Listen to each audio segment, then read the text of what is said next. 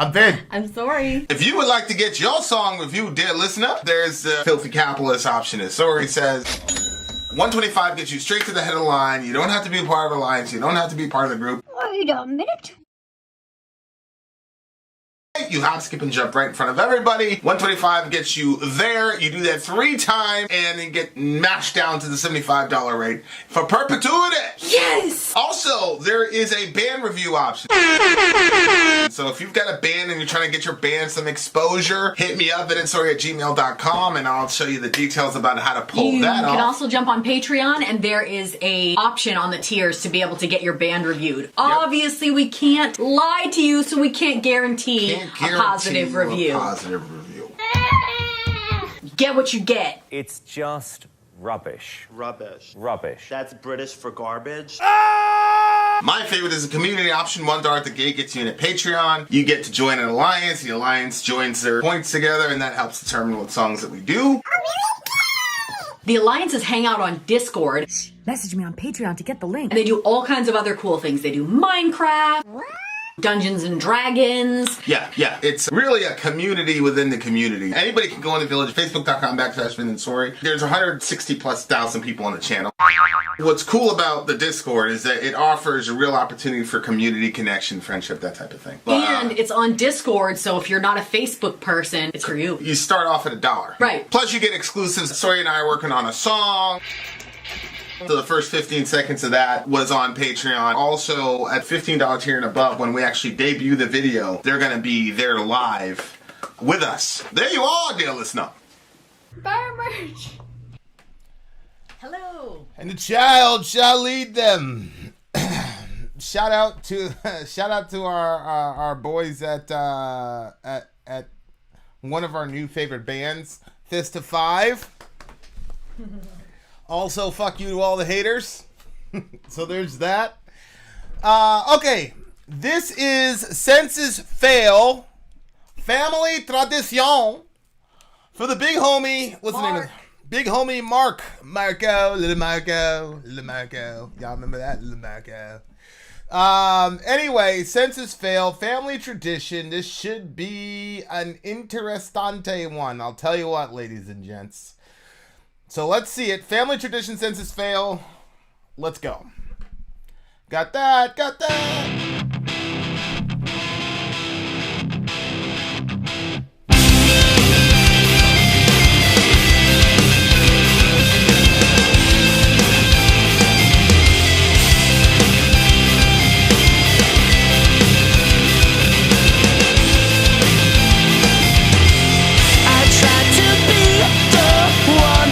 Everybody loves, where has that gotten me?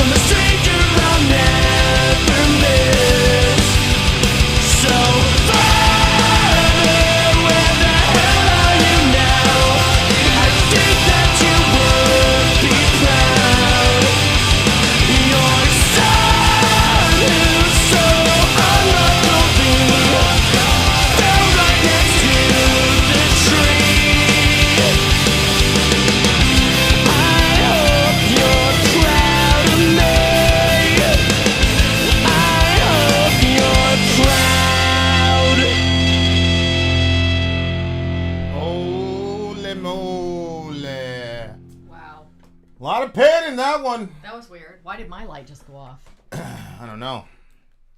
Oh no. Darkness something unplug over imprisoning me. Yeah, I probably unplugged the thingamajiggy. This is live TV, ladies and gents. Is that whole thing off?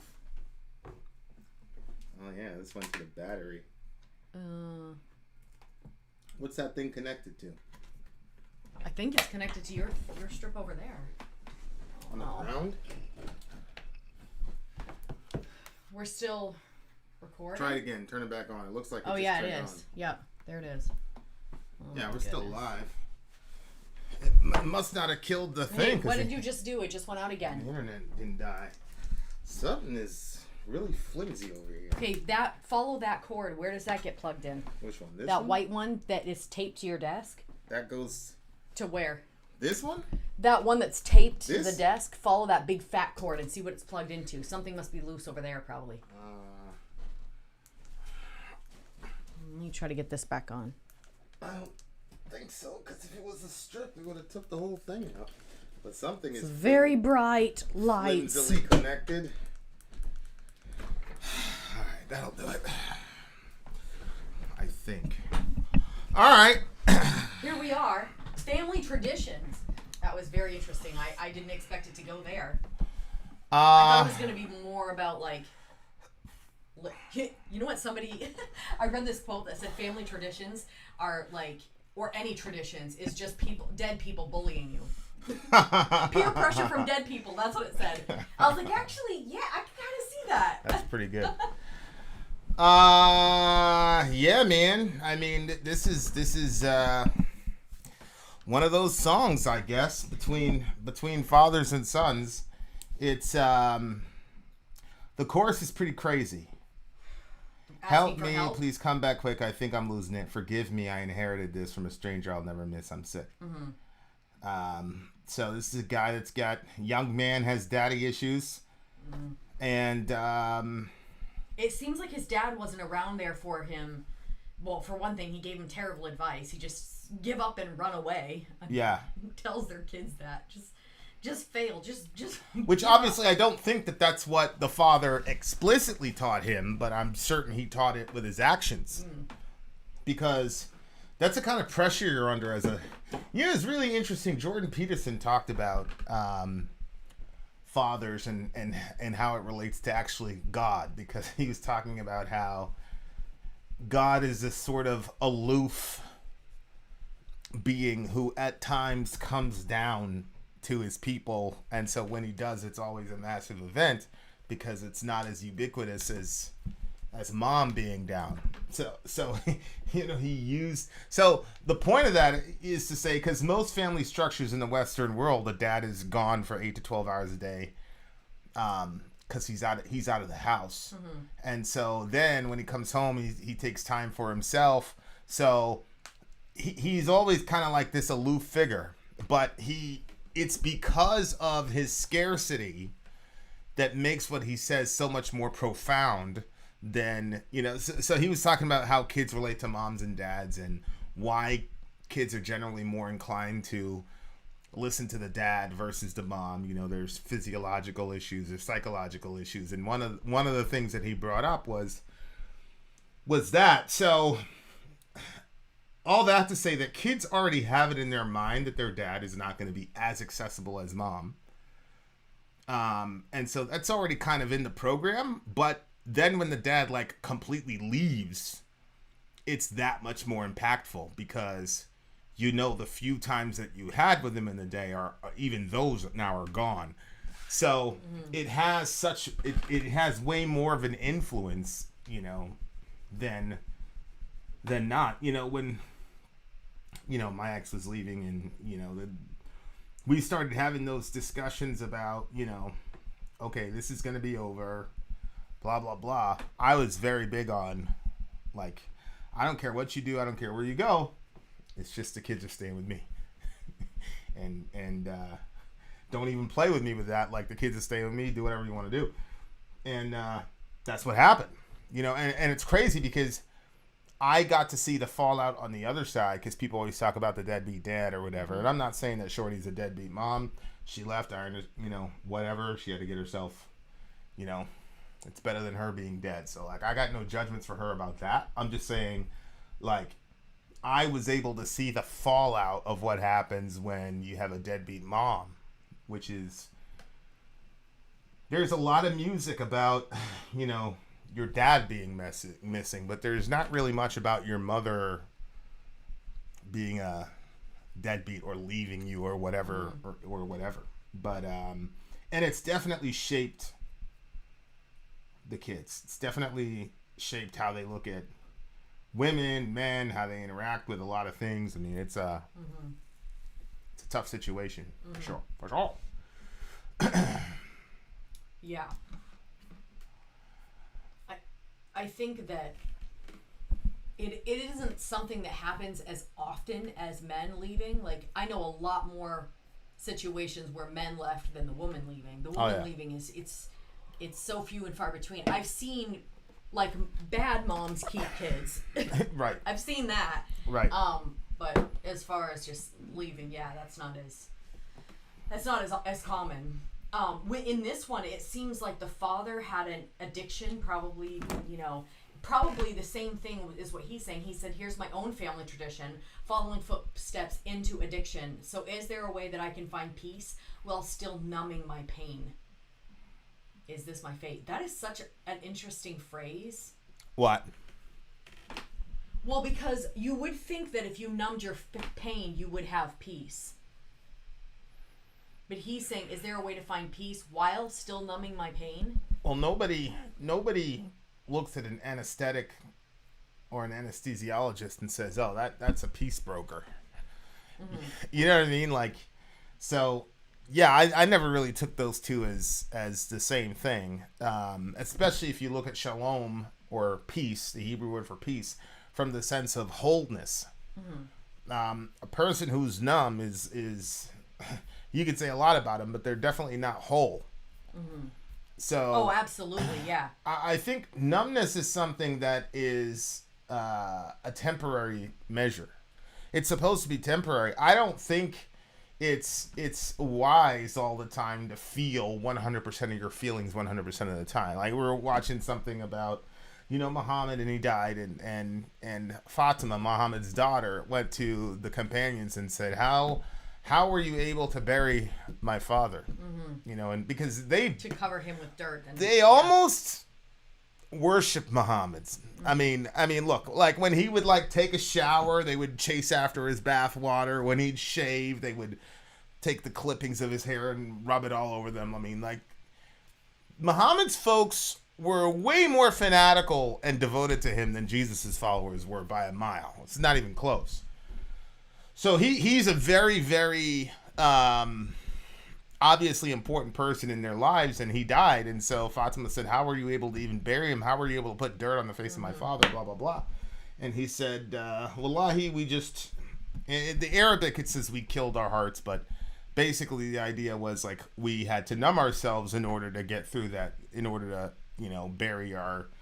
And I think, there have been I was thinking about this today, like the day I buried my mom. I was part of this group, and, it was a church group, and I literally had just come back from burying my mom. It was a pretty terrible situation, obviously, but whatever. And then I had forgotten that, we had this group in the church thing, and they were like, it was my job to do whatever. And I just remember asking one of the leaders, I was like, hey man, can you cover today? And he was like, nah, you're much better at it than me, or something like that. He's like, nah, I ain't gonna do that. The other guy didn't know. He had nobody had any idea. I kept that completely under wrap. I wouldn't have told a soul. It just so happened that I was scheduled for one of my trips, and I literally had my luggage in hand. So Sori and her ex used to take me to the airport when I had to go take my trips. And I had the bags. I was literally out the door when my brother called me. So they heard, and I was over at their place because I was calling because it was like, hey, she's dead, blah blah blah, but there wasn't actually any official confirmation. So I was playing phone tag with my younger brother, my older brother, and then finally got the confirmation that it actually happened. She was dead, blah blah blah. And so the whole, so I was over their place when I got, I got the confirmation, so I couldn't keep it from them. But I would have if I had if it had happened a day before, nobody would have known. But anyway, I went in there and so I'm like, hey man, can you take it this time? Like I said, he doesn't know what literally I just got done doing, burying my mom. And he's like, nah. I was like, oh yeah, man, don't worry about it. I went and did it, and I did a pretty good job. And nobody knew. They didn't know until like 3 or 4 months later. So sometimes numbing yourself is important temporarily, but it can't be. And it's got to be recognized. You have to understand, like, oh, I'm going under major surgery, right? So that's why I need an anesthesiologist. But what happened, Michael Jackson's a perfect example of that's how he died, because he had an on-call anesthesiologist who would put him under. And that's how and obviously, that ended up killing him. And I think that's the balance. If you use numbness, emotional numbness, or even physical numbness as a long-term coping mechanism, it's going to be destructive. Well, I wonder if we change the language, and instead of, like people talk about being strong, or she's strong, or he's strong, maybe instead of talking about strength, instead we talked about wholeness. Maybe that would actually help people, because like you said, full-time numbing that people do over long periods of time doesn't make for a whole person. But you can look like a strong person in that situation. Wow, look how they're handling that. But it's actually not good for you. Secondly, I'm not even sure if the way that I know that you're saying that you wouldn't have even told me and my ex, he would have just kept all that stuff to the chest. I don't think that's the healthiest way, to handle something like that. Like, I think that guy would have absolutely have taken over that teaching had he known what was going on with you.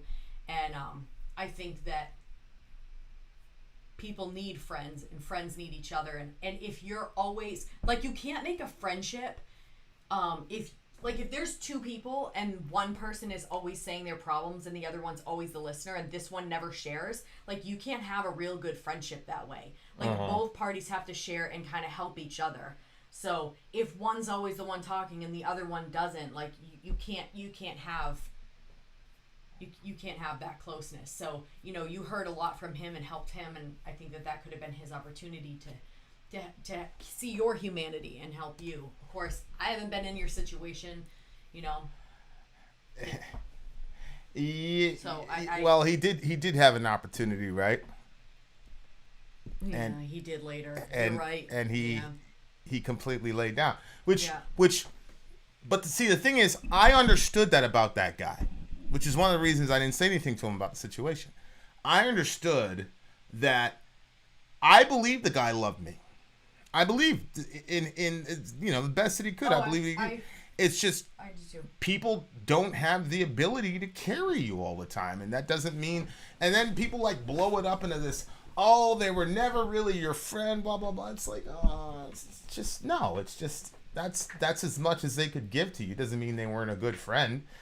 I consider the guy a good friend. I consider him a good dude. Just because me and him aren't friends anymore, that doesn't mean he's not a good dude. But, like, yeah, I do think, like, you do need friends and you do need people to talk to. That is, I agree with that. And I definitely agree with that. So, if some of these people were local, like, if Peter was local, I'd be over his place right now. Mm-hmm. You know what I mean? Like, Peter's one of those guys that, when you need a friend, it'd be, I was thinking about him yesterday. I was like, oh, damn, man, if Peter was here, I'd be over there. Mm-hmm. So yeah, I mean, I agree with that. I also agree that I just think that it's very, very hard to, people have a hard time balancing out how to live in this world with all the bullshit that's happening to everybody, people are trying to figure out, okay, how do we manage this? How do we navigate?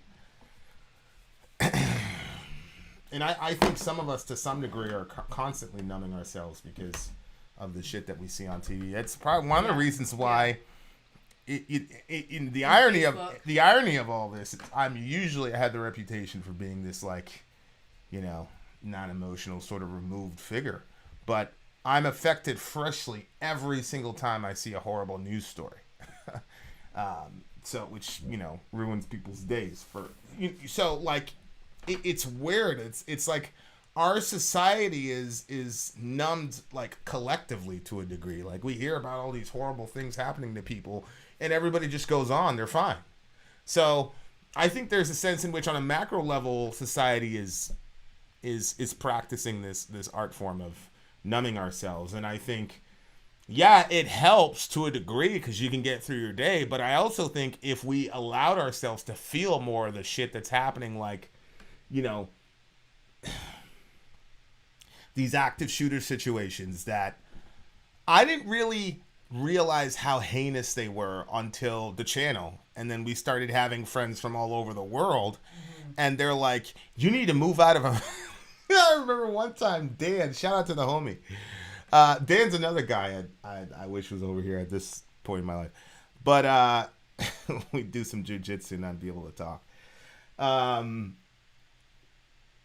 But, I remember Dan, and then shout out to Yan. Yan specifically was like, yo, you need to move out of America. Like, get out of America. And I'm like, what are you talking about? He's like, there was a shooting. There were like 3 people that got killed. And I'm like, yeah? He's like, so aren't you worried about your kids and your wife and all this? And I was like, holy shit. Like, I'm used to this. We're used to this. But people all over the world are like, ah! It's so crazy, yeah. I think all of us at a macro level are numbing ourselves. And obviously the big theme of the song was the influence that an absentee dad has on the life of their kids, particularly their sons. And the desire that a child has to be in a situation where your parents are proud of you. Yeah, that's one of the very hard things for me with Dorian, because Dorian is so...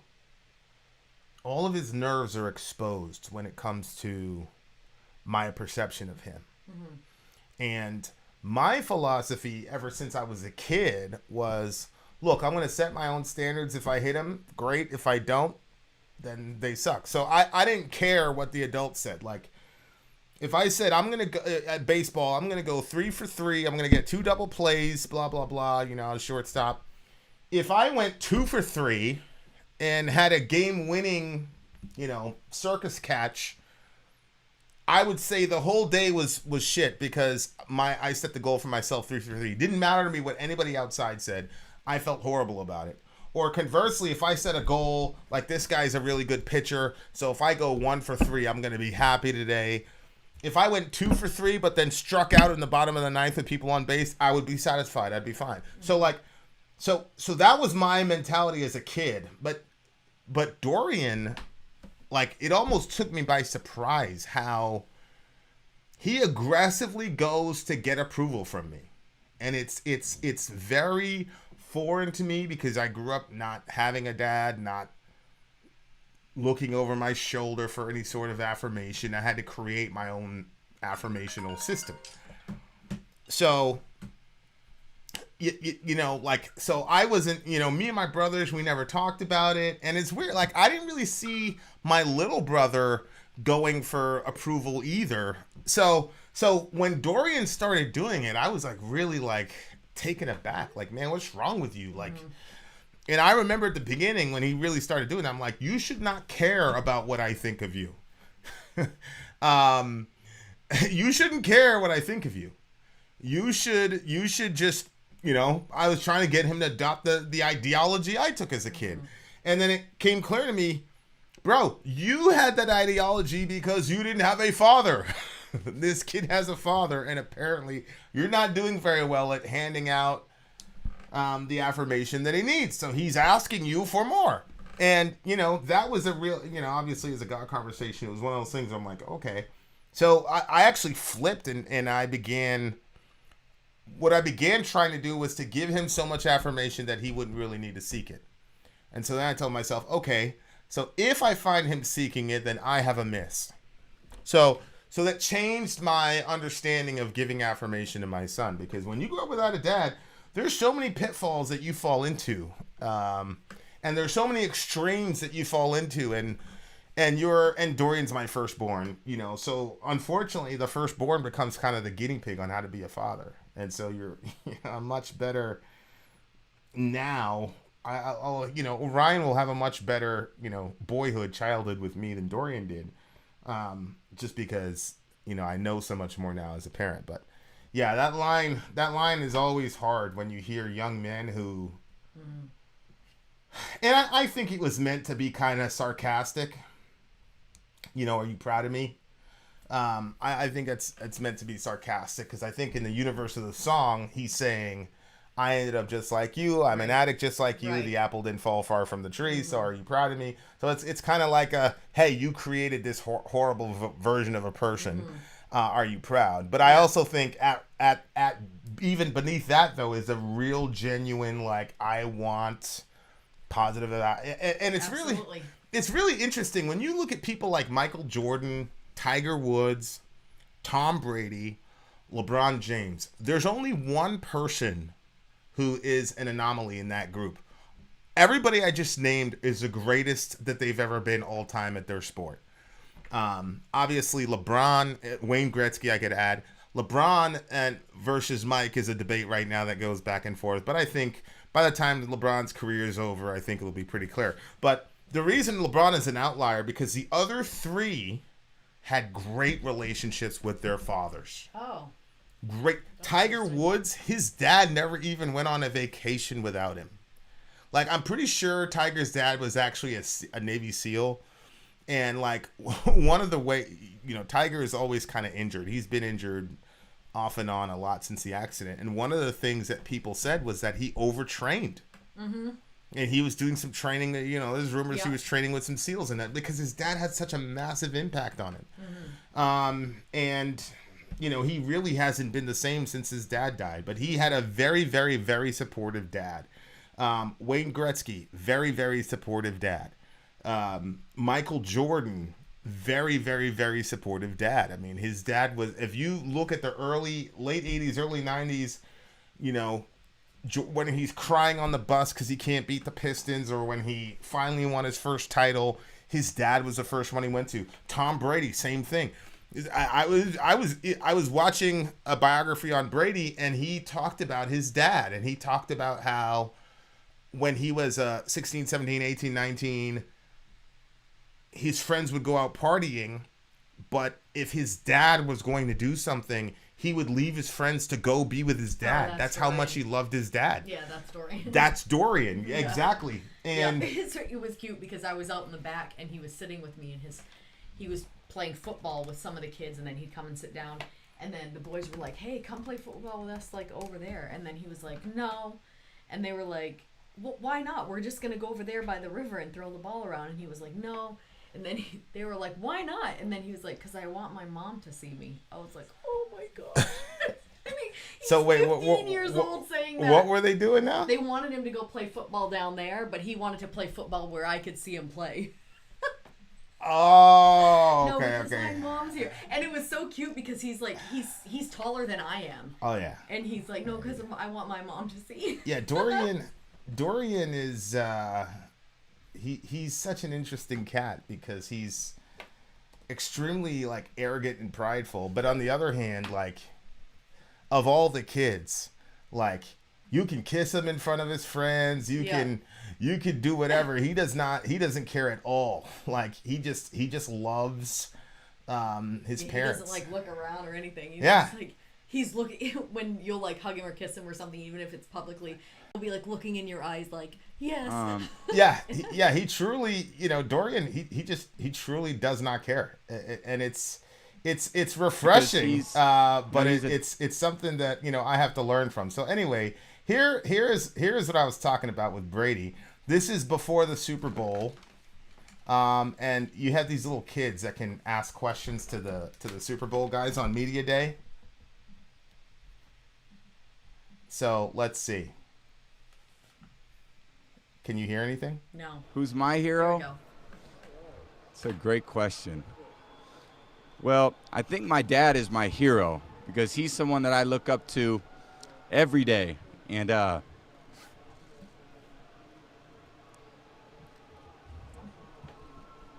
my dad. I'd say my dad represents his feelings, because he's a dad. And, I'm a dad. And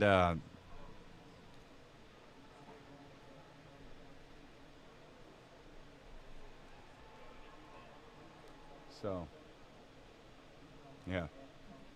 Yeah. Aw. Because his dad always goes out and he was on the Patriots at the time. His dad always goes out and criticizes Belichick. My son is a great... Blah, blah, blah. And so the kid asked that question, and then the other guy was like, how do you feel about your dad talking all that, whatever? And he's like, well, it's my dad's feelings. Like, he's not going to... He's not going to tell his dad to shut up about it. And he just... He's doing the role of a dad. You That's could what just dads tell do, that the support of his father is really, really, really important to him. And, it's every single one of these. There's only one group of people I've ever been around that were all high performers, like high octane, high performers. And none of us had dads. None of us, like top to bottom, none of us had dads. But aside from that, generally speaking, like the big like virtuoso successful people that like are like out of this world legendary, it's always they have A very supportive dad. a strong relationship with their dad. So, it's a painful song to listen to as a father, but it's also, I look at Dorian and Johan came around, and so now I'm allowed to kiss him in public again. And I go, okay. And one of the questions I ask the kids all the time, especially the boys, is, do you know that I love you? So, like, we go on these little drives or these little one-on-one drives, and I'll say, do you know that I love you? And they'll say, yes, Dad. Or Dorian will say, yes, Father. Of course, Father. And then I'll say, how do you know? Because I want to know what specifically I'm doing that makes him feel that he's loved. So it's hard to hear that because I know where that's coming from, like in this song, and at the same time, you're not doomed to repeat the failures of your parents. Well, let me say it this way: you are and you're not. If you came up in a bad environment or an environment or your dad or mom had some sort of trait that you thought was destructive, if you don't actively work against that, you're going to repeat it. You cannot be neutral. I always say, like, if you had bad parenting or whatever, then you're on an uphill mountain. And so what that means is there's no neutral when you're climbing uphill. Gravity is going to pull you back unless you're propelling forward. And so you've got to do something active and with your mind and your soul and your spirituality, whatever you want to call it. You've got to do something active to not repeat those thought patterns and behavior patterns. If you don't, you are absolutely going to replicate it. And, I remember, this kind of fixed a Bible contradiction for me.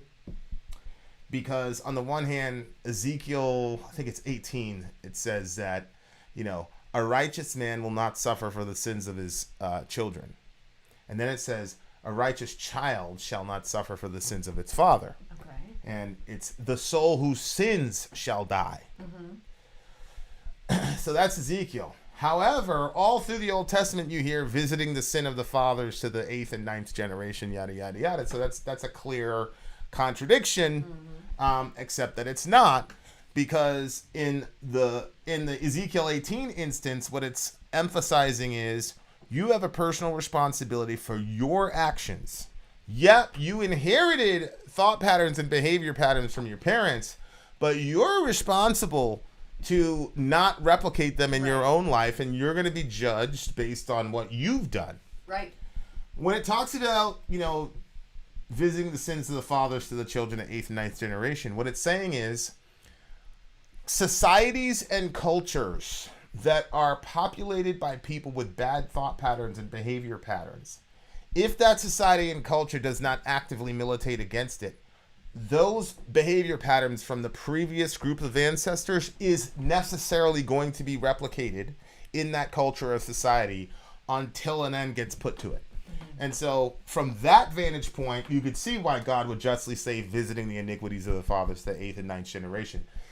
He's not saying that he's punishing people in the 8th and 9th, innocent people from the 8th and 9th generation.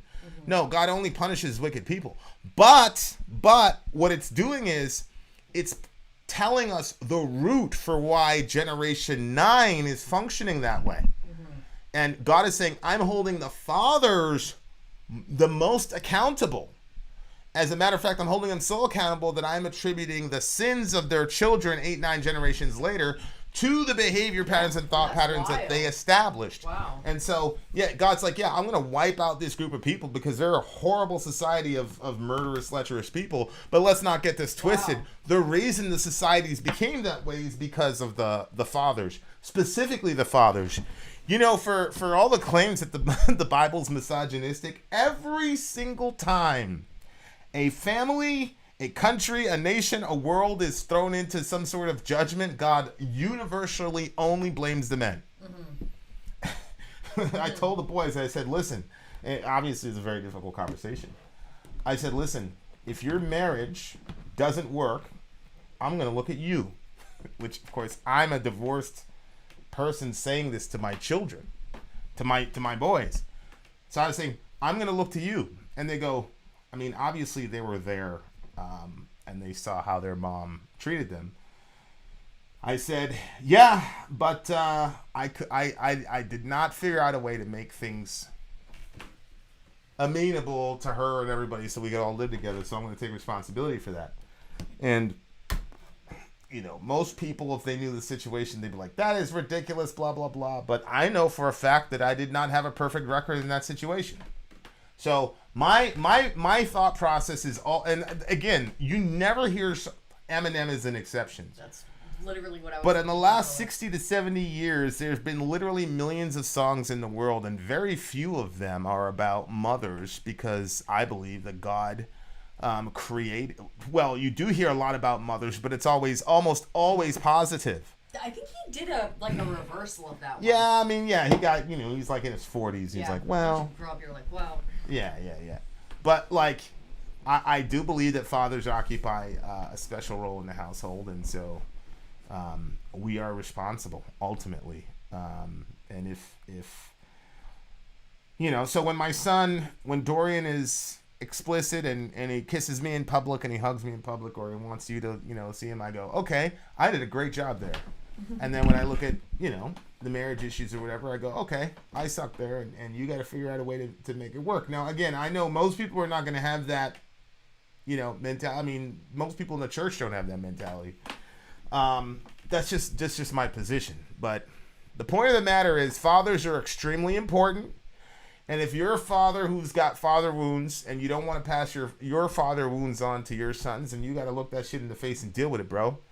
Cry it out, bleed it out, smoke it out, do whatever you need to do. Some of those are destructive habits.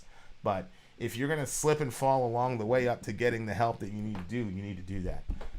If you don't want to replicate those things, then you need to get the help, and you need to look it in the face and deal with it. And if you don't, you will. I don't know what else to say to you. We can blame our dads. I don't think the song was necessarily blaming the dad per se. No, I didn't think it was blaming him. But again, there is that tension. It was explanatory, though. Yeah, there's that exactly. There's that tension where you have to acknowledge, I got put in a bad situation that put me behind the 8 ball. And your parents are responsible for that. And then he said, here's my own family tradition. He didn't say my father's family tradition. Now he realizes that this is his own. He's now passing. He's replicating it to his family, and that's always going to be destructive. So And okay, so I know that this wasn't Cautionary a Christian tale. song, but when he said, right here, that I could find peace while still numbing my pain, I obviously thought of Jesus because he's literally the only one that can give us that lasting peace that's really deep inside of you and is not situational. And then he said, because your only son still can't seem to find a way. And then I was thinking about how Jesus is called the only son of God. And so he's saying in his song, your only son still can't seem to find a way. And then I felt like, God's response was, my only son will show you the way. And then down here, so Father, where the hell are you now? He goes on, when he said your son who so unluckily fell right next to the tree, obviously he was talking about like the apple doesn't fall far from the tree, I'm assuming. But when it said your son was so unlucky, to me it was like also again like a prayer to the Father. Your son, the Father God, your son was so unlucky, fell right next to the tree. Looking at, because I think sometimes people look at the situation of Jesus dying on the cross and they're like, wow, like that's a crazy situation, and not realizing the significance of that moment and how that moment of his death on the cross is what gives us peace and us forgiveness and stuff like that. So, but I think there's hope for this man. Yeah. What do you get the song? I really liked the sound of it. I didn't think that the upbeat sound matched, the tragic situation here. But sometimes, like, I was thinking about how odd laughter can be, like how people will laugh in situations they don't find funny because they're trying to, like, deal with the situation. Yeah. And so maybe that's kind of what they were doing here, like, kind of keeping it upbeat because it was kind of a heavy topic. So I'm going to go with a 9.6. I really liked it. 9.2. Really good stuff and made for an interesting conversation. Be fruitful and multiply and fix your shit. Vin out. Sorry out. Gone.